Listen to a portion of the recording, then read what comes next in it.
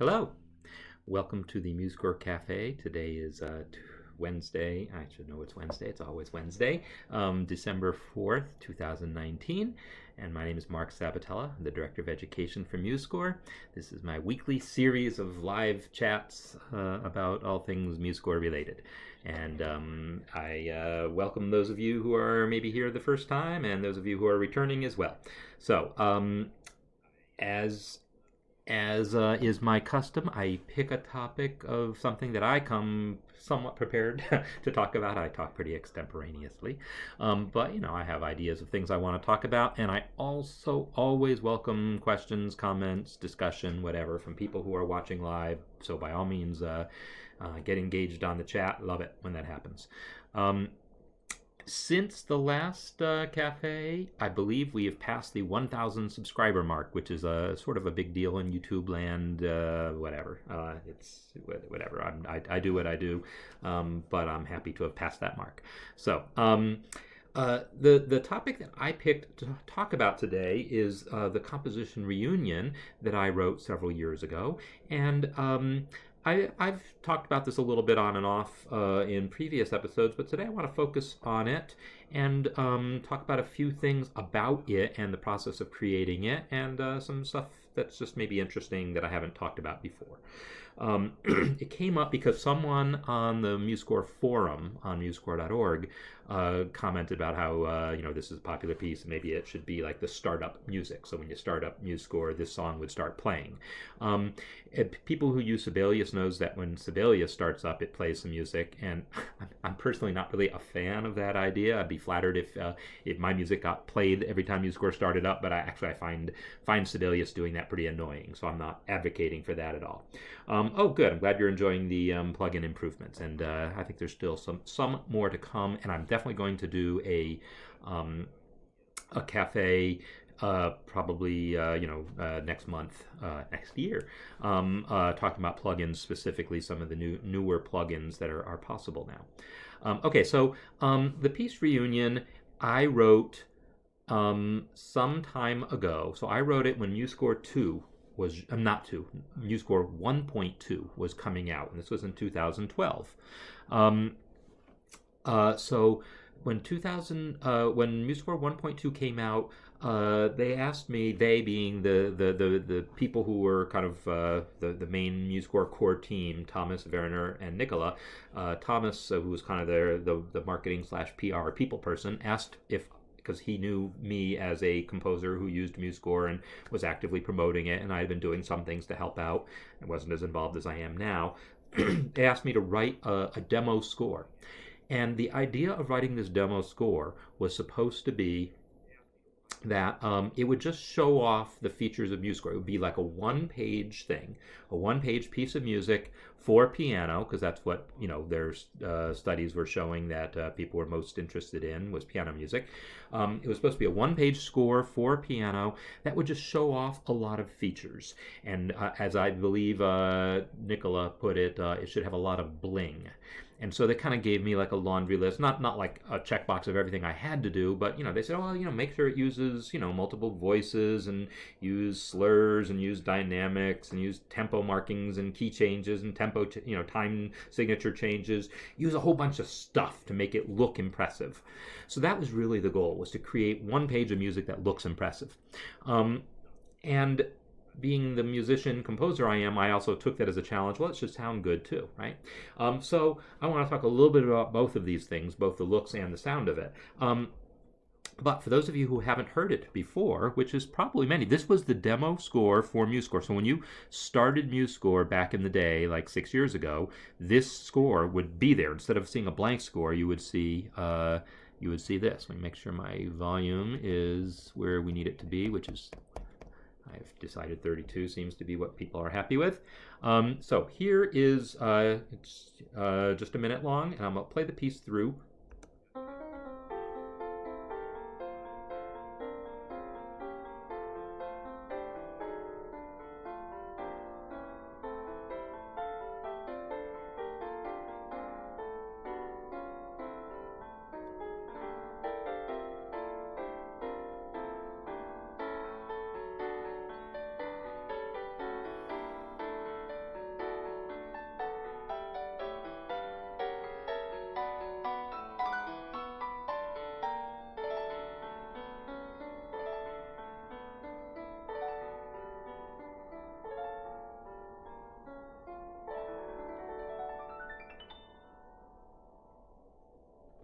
So there you have it. That is Reunion. That was the demo score. And as I said, every time you started up MuseScore, this is what you would see instead of a blank page.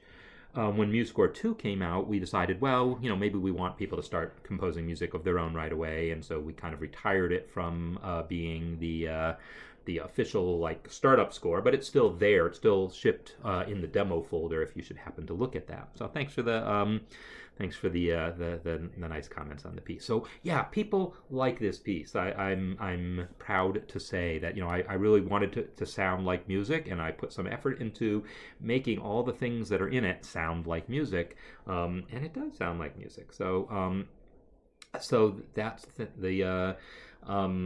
that was the goal, was to get a lot of markings in it, make it look impressive, but I also want it to sound impressive.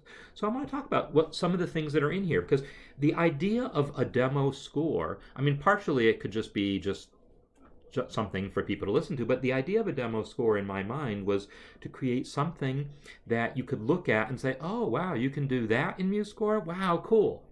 Then of course, looking at this doesn't tell you how to do it.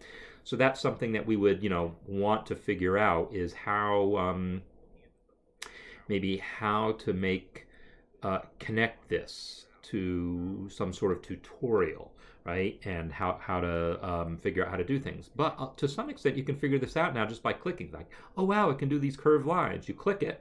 Excuse me. And then look at the bottom of the screen here, and the status bar will tell you. Now, are you guys seeing the bottom of the screen? It looks like what I'm viewing on YouTube, I can't actually see my status. Oh yeah, I can. It's just small. So the status bar tells me it's a slur. And so, well, great. Well, maybe you don't know what a slur is, but here's something that I think we don't even remember that this is a feature. Even those of us who develop MuseScore don't remember this is a feature. We actually provide online help on individual things in your score. Now, so if you have a demo score like this and you press the F1 key on your keyboard, oops, the F1 key for me is but okay, F1. When I press the F1 key, it will send you over to musescore.org and give you a list of links of things that, and so apparently we still show both the old MuseScore 2 handbook as well as the MuseScore 3 handbook. So this gives you a direct link then to the help topic. So pressing F1 on something that's already in your score will give you all the information you need to know on what to do that. That's probably not something that most people know. I often forget it's there. But it does mean that if you provide a demo score, it is already connected to some sort of online help, which is great. Chances are we could, figure out other things to do. Like I could produce Finale, as some of you who use Finale may remember. They ship, or at least used to ship, a quick reference card, because it used to be you had to buy the thing on CDs. Now it's all download. But it used to be you'd get a box in the mail that had CDs, and it had a quick reference card. It was like a piece of cardstock, a little smaller than a regular piece of paper, and I think it folded out. And it had on it a score that was like this, full of markings, but it was not designed to be real music. I don't think it would have made any sense at all to try to play the thing, and there was no way to play the thing. It didn't come as a file. It was just the cardstock. But it showed you the score, and then there were like little comments on every single element of the score telling you how to make that thing, what page in the manual to go to for more information. So, that was useful, but, one that you can just click on is that much better. Probably we could come up with other ways of improving on that, like on musescore.com. So this piece, by the way, is on musescore.com. So I should actually go here and grab the link and paste it back into my chat window. Here we go. Oh, so yeah, so I have no preconceived notion of how long these go. Typically, they go. Yeah, I often like to think 45 minutes is a good length. That's what they say about podcasts, and that's sort of what this is, a video-based one, because that's like the length of an average commute and all. But video podcast you don't watch while commuting, but you can still listen. And anyhow, I don't I just talk and I stop when I'm done, and it typically is 45 to an hour. So 3 states and status bar. Okay, good. So I for some reason my phone wasn't showing me all the chat, but now I'm seeing the chat. Okay, so good. So one of the things that MuseScore allows you to do on MuseScore.com is it's possible to have, and I forget how to actually do this, but somewhere in here there's places where there's comments that are tied to specific places in the score. So on MuseScore.com, when you click a certain spot in the score, actually talking about this live right now.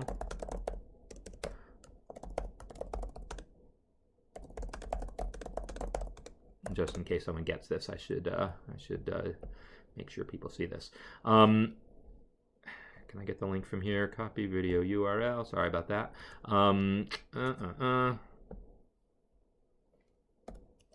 There we go. Okay. Oh, annotate. So this button here, annotate, lets you put in comments that are tied to particular measures in the score, and then as you play the score, comments come up about particular measures. So anyhow, that is a feature you can use on MuseScore.com to put comments about particular measures, but it's down to the measures, not down to the individual symbol. So there'd be no way to have like just a comment associated with the slur. So anyhow, coming up with some sort of demo that's really integrated, that like shows off a lot of features, but also is a tutorial, would be a useful thing. Now, some of you may also know we provide a tutorial score that is definitely just a tutorial. It's nothing close to actual music. To get to that, I guess it's in, like, you have to go to find it in the installation folders. MuseScore 3 demos. Oh, it's not in there. Well, I don't know where it is then. But there was a getting started, and maybe that's why it doesn't work anymore. A score called Getting Started that just is like, it shows you a picture of some quarter notes and it has a bunch of text telling you how to enter quarter notes. And that's also a useful thing, but that's very basic. It's one page just to get you through the basics of note input. This is more how to, like, a little primer on all the different features. So let's take a look at what some of these different features are, and then if you guys have questions about how you would actually do any of these things, feel free to ask. So it's got slurs, obviously. It's got a tempo marking. It's got a whole bunch of dynamics. Well, a whole bunch. It's got some dynamics, including crescendos and decrescendos, and they all play back, right? So if I start playing here, I'm gonna cough again.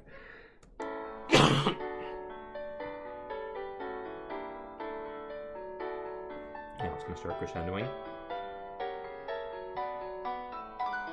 Right? And then it starts decrescendoing again.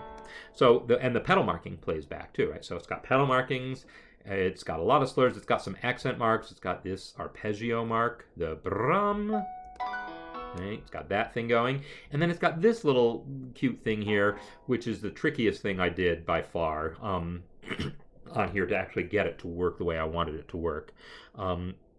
But it's these are small notes. I don't think I played any games with the let me go to measure properties. It's still just a 3/4 measure, so I didn't play any special games with the length of the measure. These are not grace notes. These are actually normal notes, and so they're 30-second notes, and so it adds up to the right length. I think I just got lucky. I could have done these using grace notes probably, but I didn't. I think when I did it, we didn't. I think when I wrote this for MuseScore 1.2, we didn't have grace notes after a note. The grace note feature was more limited, so I don't think I could have done this with grace notes back at MuseScore 1.2. I'm not yet done ongoing. Yeah, so these markings here, the pedal markings here, under the lines palette, all you do is you glue it together by connecting these guys. So if I want to do that, I can select some notes here where I want the change to happen. I want the change to happen on the B. So I double click this, and then maybe from here to here, double click this one, and it kind of lines it up. So, and so on. So that's basically how you do it. You select your range up to including the note where you want the change to happen on, and it does that. So that's what those are. Let me just undo changes. This is a safe copy of it that I just made for the purposes of this. If I go open the inspector, you'll see that, yeah, these notes, hello, inspector. Huh, I always forget when I need to press FN key and when I don't. So I've just made myself a couple of screenshots apparently. All right, so these notes, yes, they're just regular 30-second notes, and I set them to small. And I use the chord section of the inspector rather than note section. The note section just makes the note head small, but it doesn't also shrink. It doesn't also make the stems narrower, and it doesn't make the beams narrower. So I wanted everything to be a little narrower than it otherwise would be. So I set the chord to small. Yeah, there's just so much in MuseScore, and that's why seeing this is sort of useful sometimes, to see some of the things that are possible that you might not even realize were possible. So these are small notes, and then check this out. See these ties? The ties in the original version of this demo just cut right through the notes. Well, that was ugly. And even in MuseScore 2, I don't think we had a way around that. Well, with MuseScore 3, we have a way around that. What happens is this is just a graphic. It's just an image that I just did a screenshot of an empty chunk of page is what I did. Yeah, okay. I just did a screenshot of an empty spot of page and sized it the way I wanted it, and then pasted it. And then I think I manually positioned it to be right where I wanted it. But where's the Z? Oh yeah, there's the Z order. You'll see the stacking order Z. This is the position. Like, I think by default, if you put an image on top of notes, it's going to literally cover those notes. Either that, or it covers the notes, but then the staff doesn't, or I forget what the default is. Actually, I'll tell you what the default is. Let's press the reset button. You all know this is the reset button? All right, yeah, that's what the default stacking order looks like. So it just covers everything up. And so the default is it's all done numerically by type of element. Each type of element has a number here. So what I had to do was start reducing this until it went below the notes. And okay, so check this out. At 1800, it's below the note heads, but it's still on top of the stems and the ties. Now it's on top of the stems, but still behind the ties. I mean, still it's behind the stems, but on top of the ties. Now the ledger lines are showing up, right? And the ledger lines, I'm just hitting the down arrow, as you can hopefully see. And so eventually I get it to a point where, oh, now the accidental just showed up, right? So you can kind of tell what's happening in the stacking order here. And eventually I get to the point where, because the staff lines are not showing, right? I want the staff line to show, and that's not there yet. But one more click and it's there. So for some reason I was at 1020. So yeah, whatever. There's I fine-tuned it and discovered that for whatever reason that was the stacking order that made me the happiest as far as what it was obscuring and what it wasn't. So this is just a trick that you can use. You can use an image, or you can use a piece of text where you've created a frame around the text, like a rehearsal mark, the way it has a frame around it. You can put frame around any old text. I can take this piece of text here, and I can say I want a frame around it. Then I can make the margin around the text bigger. So now I got a big frame, and then I can say I want the frame itself to have 0 thickness, so I don't see the frame. But now there's some background. I'll go back and make the frame so you can see it. 0.1. All right, so now there's this background here, but the background is transparent. But that's okay. I can do all sorts of interesting things with that background by, undo that. Go to border, highlight. I want to go to the highlight, and right now it's set to be transparent, but if I set it to be white and then set the alpha channel, this is all computer gobbledygook stuff, but it's graphic stuff. It's not MuseScore stuff. All graphics programs deal with this the same, computer gobbledygook way. So alpha channel has to do with the transparency of that background. So I can make it now I can make it opaque white. And now that it's opaque white, you see that it's covering things up, but then I can play those same games with the stacking order so that it's, maybe some things show through and other things don't. Like, oh, there goes the time signature, and now the notes, and you can do all sorts of interesting effects to have things look like that. So that's like a nice trick to know with MuseScore. And then eventually, once you have that going, you can make your border back to 0, so you don't have to see the border. So there's that. And, I set that alpha channel to be 255, which I know is fully uh, opaque, but let's make it half opaque. Check this out. Now it's like partially opaque. You can see that it's like stuff is shining through, but it's not as much. I can play, I can make it maybe more. I can make it more like, say, 200. And now you can barely see the staff lines through it, right? So there's all sorts of kind of cool things you can do with that kind of thing. So yeah, so by all means, then just keep putting comments. So the chat comments are great, and I love responding to those in real time. Leave a comment in the actual MuseScore channel or on a video so that I remember it for later, because I'm kind of tracking these and thinking about future topics for cafes. So be sure to put a separate comment down with any specific comments. So yeah, this I spent way more time than because I have not only this image here, but I have this other one here, right? There's a second image here because I wanted, see, this one covers the ties but shows this other stuff, but I wanted these ties to cut short so they don't even interfere with these notes, but these ties that are above the staff would be longer. So I did it by having two separate images. So yeah, there's all sorts of interesting things that this score actually shows. And it was kind of fun doing those things.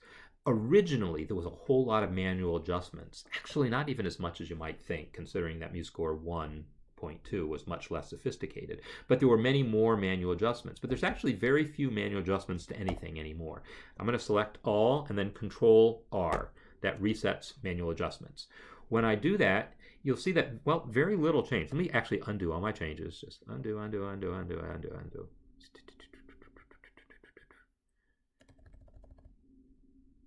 Undo. That's a lot of changes, but I could just load the score again, I guess. But okay, finally back to the beginning. If I look at my score and now I do my select all and then hit Control R to reset. All right, I just saw the space between these two staves get bigger, so something happened there, I know. But other than that, if I undo, okay, look at this. This rest is here. But when I redo that change, this is where the original position was for the rest. So I did have to move the position of that rest. And I think the thing that other change was I flipped the tenuto markings below. That wasn't so much a manual adjustment. That's a question of pressing X. So if you didn't know that, you can select a tenuto marking or any marking really and press X to flip it between above and below. And so the default position for articulations is normally outside the staff when you have multiple voices, but that was creating too much space here, and so to save space I overrode it by flipping it below. So I don't like to have to make actual manual adjustments like dragging things or even using the inspector for manual adjustments. I like things to be really simple, so they're easily repeatable. So again, I'm going to undo all my changes. Look at I'm just going to do my select A, Control R again. So this is what things looked like originally. Here's another thing. This half note and that quarter note. This is voice 2. This is voice 4. And I wanted them offset. So I actually did double click it and move it a little bit. But I used, see how I did that? I double clicked. Undo, undo, undo, undo, undo. Oh, okay, redo. All right, so double click it and then right arrow goes 1/10 of a staff space at a time. So you do that a handful of times, and that's, to me, better than dragging. And I could do the same with the inspector. If I use the chord section of the inspector, that'll also move things over. So dealing with layers. So layers isn't a MuseScore thing. Finale has layers. MuseScore calls them voices. Maybe that's what you mean. Non-standard notation layouts. So I've done a couple sessions on non-standard layouts. Including one I did on worksheets, one I did on, I think I did some educational materials. So if you want, yeah, so by all means, put a comment separate from in the chat. Again, just a regular video comment with specific ideas of what kinds of alternative layouts you might want. So I see a question about why I'm doing all of this with this note. That's a good question. When you have two different voices with their stems in the same direction, and they're in the same direction because, well, there's 3 voices. There's a third voice here that has the stem up. So these two are stemmed down. It's traditional to separate them if the two voices have a different note head type. That's sort of the traditional thing to want to do. To make it a little clearer.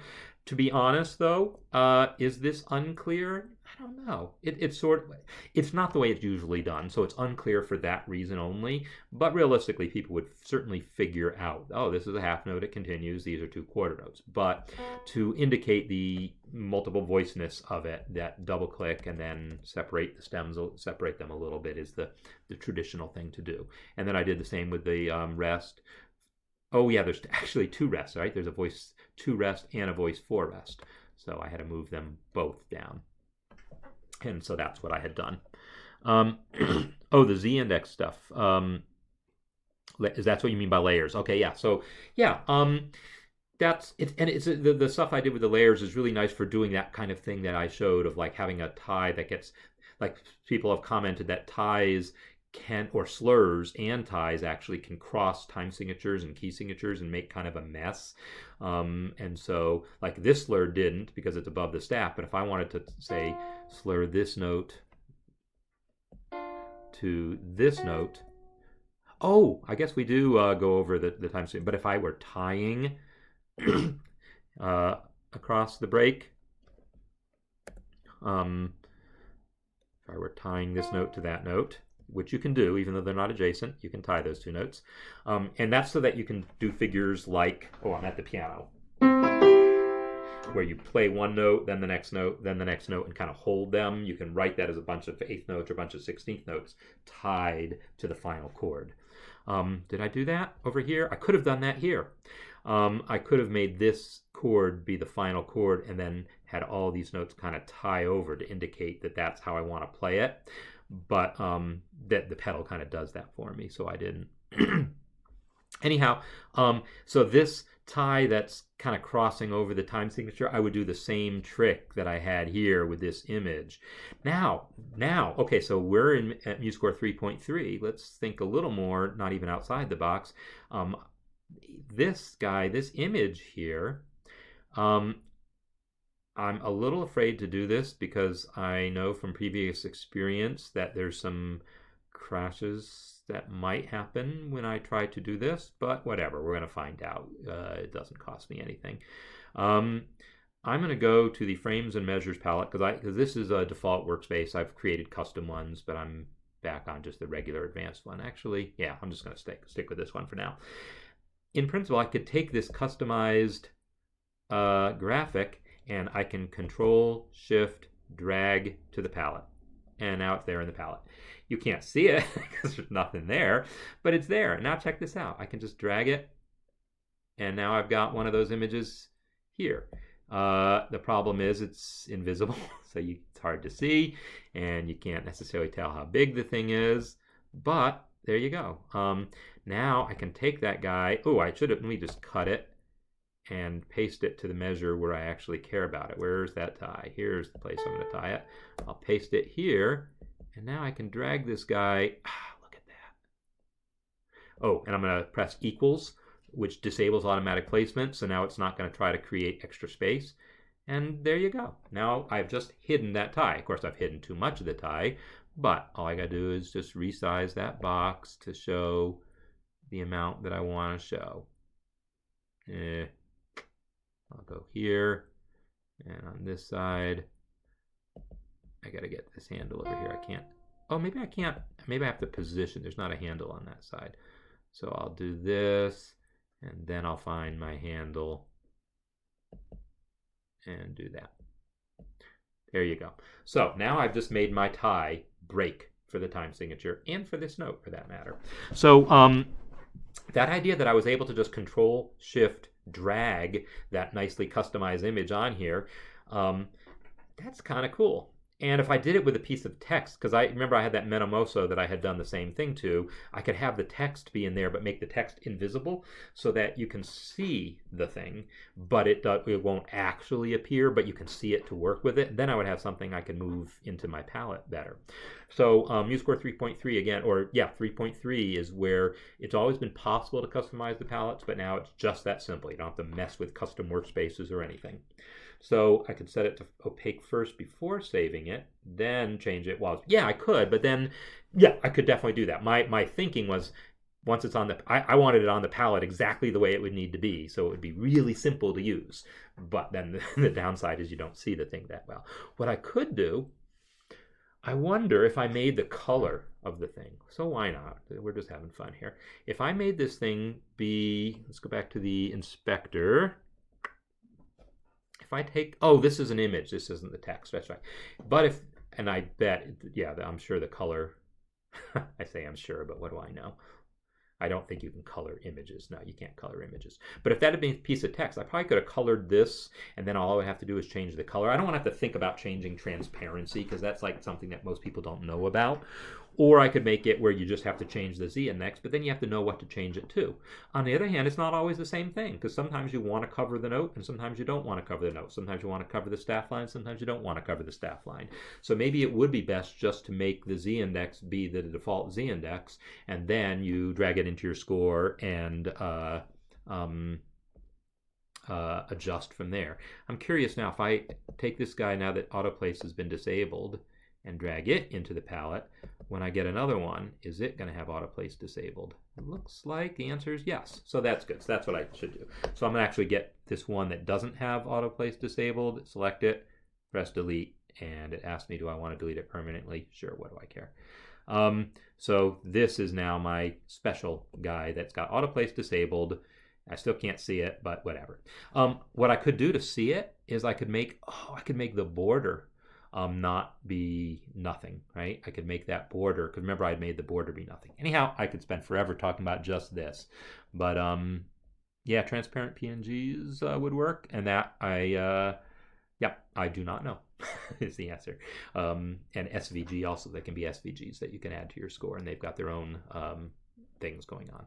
So yeah, the score, I spent like a lot of time fiddling with that last measure to get it looking the way I wanted. And so now that I've reset positions of everything, let me reset everything again. Right, those were things obviously I had to manually place to get things the way I wanted them, and I had to press equal to disable autoplace on them as well. But for the most part, everything else I lived with the default position on, and I was perfectly happy with the default positions of most of these things. As we look at this, some of these slurs, or maybe I'd be better off pulling that down, that endpoint down a little bit. Actually, I'd used arrow key, but I usually try control arrow first, because I like round numbers, and control arrow moves a full staff space at a time. The arrow key on its own is 1/10 of a staff space. So just because I'm silly in this way, I will often use control arrow just to get nice round numbers, or I'll use the plain down arrow or up arrow, and I'll do it 5 times, so I'm exactly half a space. Like that maybe is too close, but if I go back up 1, 2, 3, 4, 5, then now I've got half space, and I'm like, I like that. Would I like 4 better, 6 better? Maybe, but I like the number 5. It's just a little thing of mine. So knowing that adjustment is exactly half space for some reason makes me happy. We actually do pay attention to that because when you're drawing things on the staff, we try to be careful about whether it ends directly on a line or directly at the midpoint of a space. So for things that end that are drawn on a staff, we actually pay attention to that kind of stuff. So doing things in exactly full space or exactly half space adjustments is actually very good. Like beaming.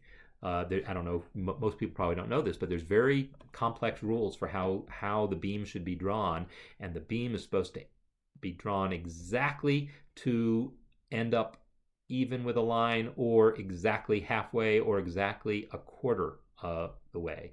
So I think if I move this note down a tiny bit, well, depending on what's going on with the rest of the thing, that changes all the beam angles. But if I play with this thing enough, I would eventually be able to get a case, there's one, where you can see it's exactly a quarter to exactly a quarter, or whatever I think it's a quarter.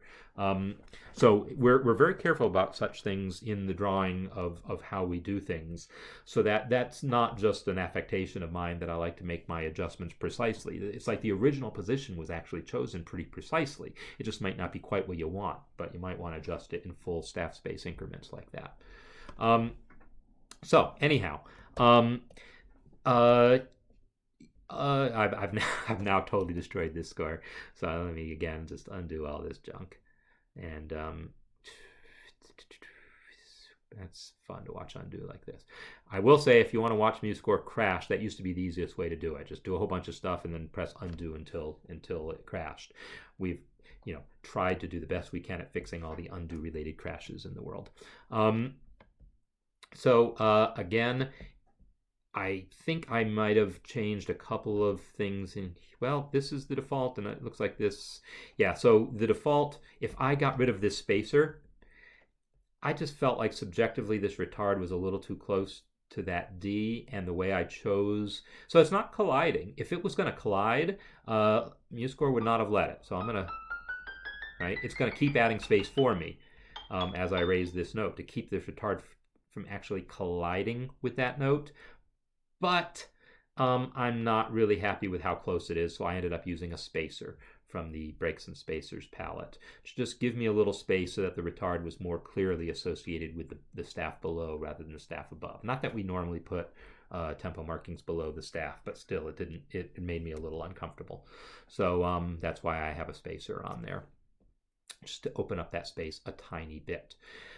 So there is another setting that controls what is the minimum amount of space that will allow in here.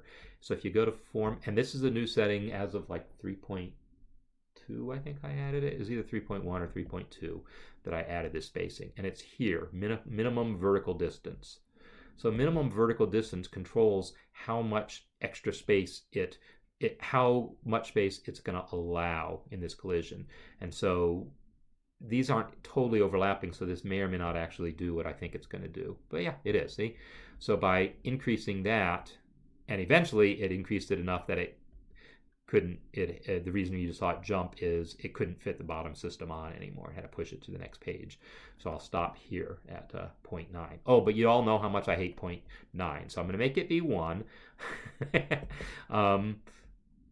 But then I'm going to see, well, is there some other place I can save myself a little space? Like, what if I just take that retard and just moved it down 1 notch? Is that enough? No.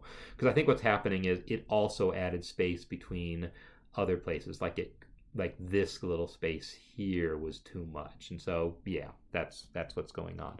But anyhow, you can control how much space by default. So there's that's how much space it adds, right, to avoid collisions. But separately from that, there's the actual default space between the staves, and that's on Format Page. And this is the grand staff distance. This is the distance between the staves. So like between this staff and this staff is grand staff distance. As I increase it, you see those two staves getting further and further apart. I will reset it. But then there's also the system distance. The minimum system distance is the minimum amount of space it's going to allow between here and here. It will possibly increase it because, there's markings that might get in the way, and it's also going to just try to fill up the page a little bit. But if you want there to be more space here, you'll have to increase the minimum distance. So if I increase the minimum distance, eventually it'll open up the space in there also. So those are some other settings you might want to know about. So, was there a previous announcement for? No, because it's always this time. So, it's Wednesday, 10:30 my time in Colorado, which I say is 12:30 Eastern time because people in the United States like to relate to that. And then I will also say it's 17:30 GMT, which I think the rest of the world is their main frame of reference. During the summer versus during winter, that time change thing affects that, but it's always 10:30 my time. And so I do put the announcement out usually the morning of the night before, but that's always the time it is. If you're subscribed on the YouTube channel, you should probably get automatic updates, but I can't prove that is the case.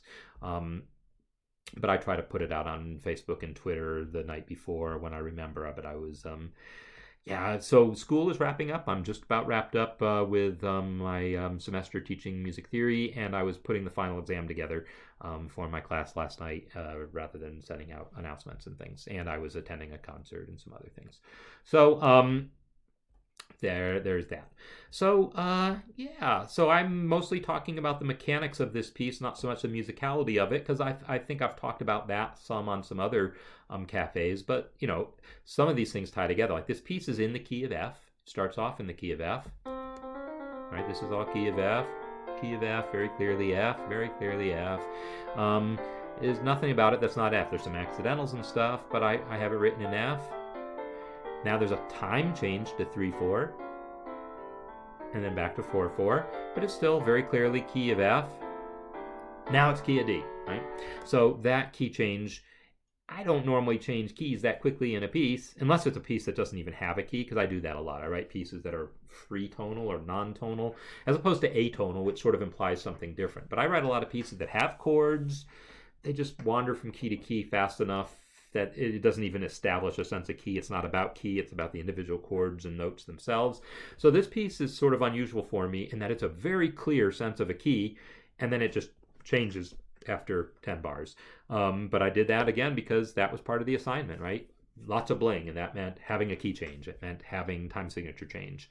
It meant having the triplet. It meant having the multiple voices here. It meant I use multiple voices everywhere. Starting from the very beginning, I've got multiple voices. But here I went to 3 voices. Why? Because I can, and I wanted to show that off. I wanted to show off the clef change right there, a clef change in the middle of the bar, because MuseScore can do that, and all these things. I wanted to show off the fact that there would be a courtesy clef when it came back, so I had a time when I did my clef change relative to how the piece was going to lay out on paper. So I played a few games with how I wrote that because I wanted to be able to show courtesy clef in there. So it was crazy how much attention I put to the visual aspect of just how the score would look and not even, because it's not just the physical appearance, like this, the breaking those ties up so that they don't cross the note stems, that's visual. But things like making sure that there were multiple notes, that there were 3 voices somewhere, that's not just about how it looks, but it's no one's going to give you brownie points when listening to the music and say, hey, I love the way you used 3 voices in that measure. No, I wanted to make sure I used the feature. So I have that key change in there. And as far as how I accomplished that key change, I did something that I don't do very often. Usually a key change in music is accomplished through what's called a secondary dominant. So if you want to get to the key of D, you precede it by the 5 chord in the key of D. You have an A chord. You would put an A chord here. And then maybe you put the 4 chord in the key of D, which is a G chord, a G chord. Well, I do have something that sort of looks like a G chord here, but this is really a G minor chord. But that's a thing also, and that's a thing it's a really cool thing. It's not usually used as a way to change keys, but it's a cool device anyhow, of having a 4 going to 1 is a thing, right? That's the amen at the end of hymns, the final amen. But the fancy version is to the minor 4, then to 1. So minor 4 to 1 here. And the reason I use that is, well, this minor 4 chord, this G minor chord, is also a chord that occurs in the key of F. So it's what we call a pivot chord. It's a chord that makes sense in the original key because it's the 2 chord in the original key of F, but it's also the minor 4 chord in our new key of D.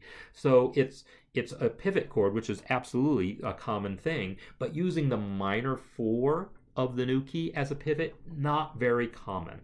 If I'm remembering correctly, there's a Dave Brubeck piece, I think Strange Meadowlark? No, I'm not sure. It seems to me that I eventually realized another piece that used a similar device, but let's just, I can play this thing. Yeah, I can also put my hands across the keys. So we have...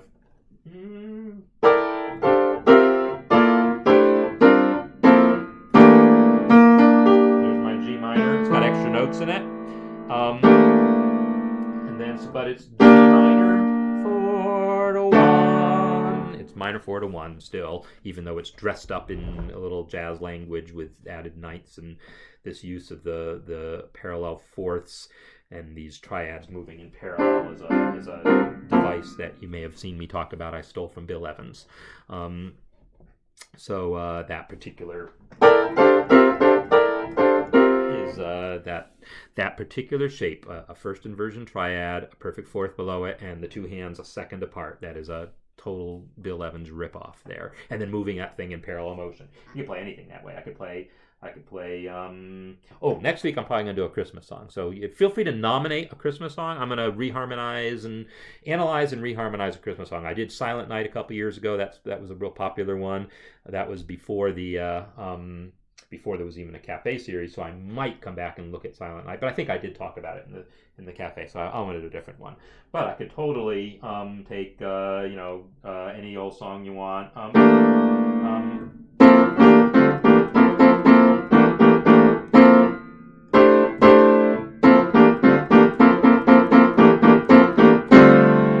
There you go. That's my usual demo song for most things, as you all probably realize by now, used with those Bill Evans voicing. So those are kind of cool.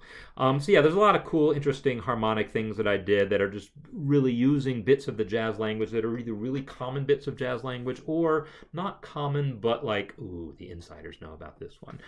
So that's one thing. So can MuseScore transcribe fairly well as you play? No, is the short answer to that. There is a real-time MIDI feature, and if you go to Note Input Mode here, you'll see real-time automatic, real-time manual. You will have to read up in the handbook about how to use those features, and there's videos that a demonstration video, but it requires setting up the metronome in a particular way and using a key to kind of toggle it on and off. The manual method uses like the foot pedal or whatever, if you don't have a foot pedal, you can program it to be a key on the keyboard. But then you tap out the tempo while you play. The automatic method uses an actual metronome. But it's very limited. It still is only going to transcribe one staff at a time. It's not going to figure out multiple voices. And it requires you to pick the minimum, it basically quantize ahead of time. So like if you know you're entering a passage that's like nothing faster than eighth note, you'll pick eighth note as your quantize level, and then that's what you tap out. Or that's what the metronome will tap out for you, and it will just basically round everything off to the eighth note. So yes, you can play in time while you tap out, as long as you don't deviate from basically playing eighth notes or quarter notes and half notes, longer things. But if you try to play a couple 16th notes, it's not going to know what to do. It's certainly not going to figure out triplets. It's not going to figure out multiple voices. It's really not going to handle complex rhythms or trying to play rubato or anything like that. But the feature is there, and for entering relatively simple melodies, that real time, I guess the manual is probably the one I would recommend, because it's probably easier to deal, if you've got a foot pedal, it's probably easier to deal with using the foot pedal than the things you have to do to configure the way the metronome, because the metronome you have to have a command to start it and a command to stop it, and the way it's going to deal with rests and all is I don't know. You'll read up on it, and then you tell me. I'll do I could do it. Leave me a comment on that, and I'll try to do a Café topic on real-time input someday. It's not something that I personally use, so I should really get better at it so I can talk about it better. Okay. So I haven't looked at the clock recently, but this is one of those points where I say, boy, I've said a whole lot of stuff. I could keep going forever, but it feels like I've talked about 45 minutes, and sure enough, I've talked for 50 minutes.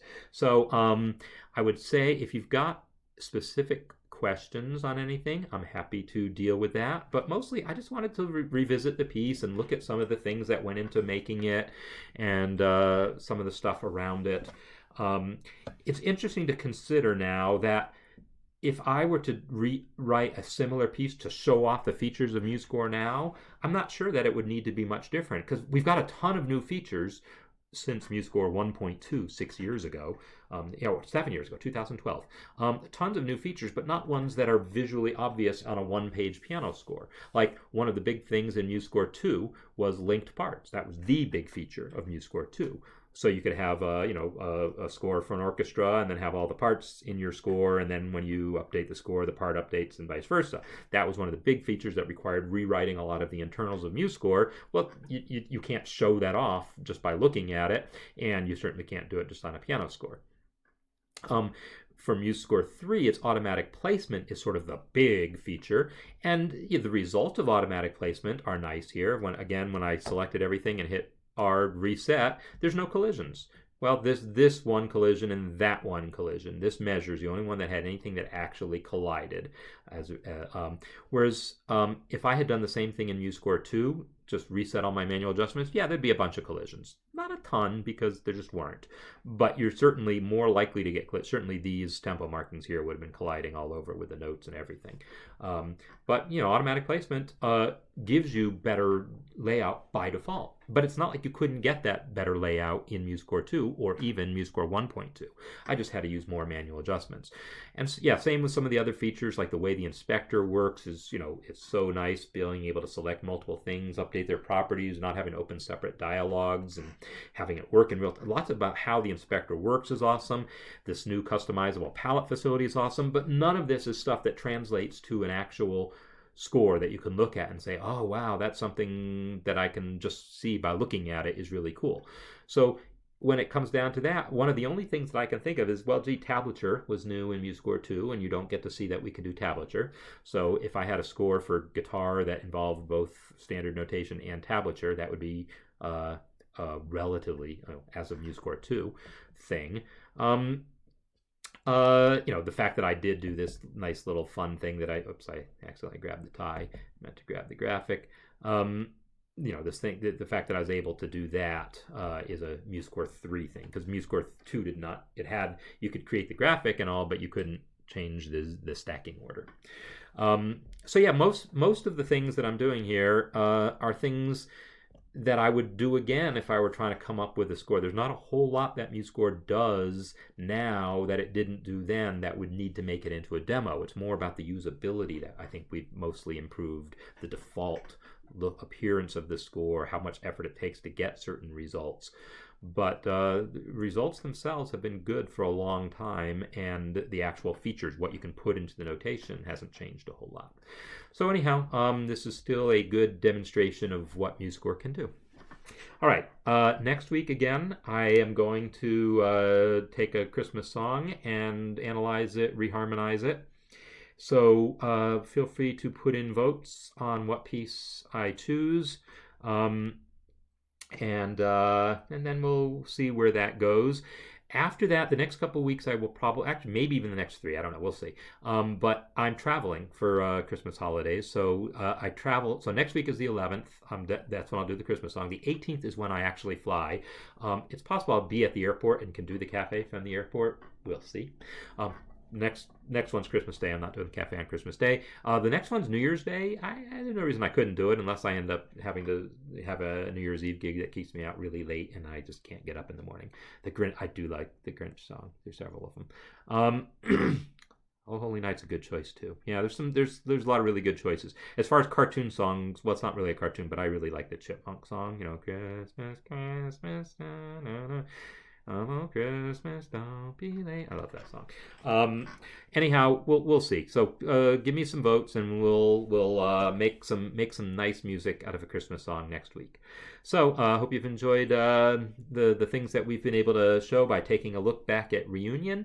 And again, leave me comments with further suggestions of cafe topics or just things you want to know about. And I will see everyone next week. Okay. See ya. Bye.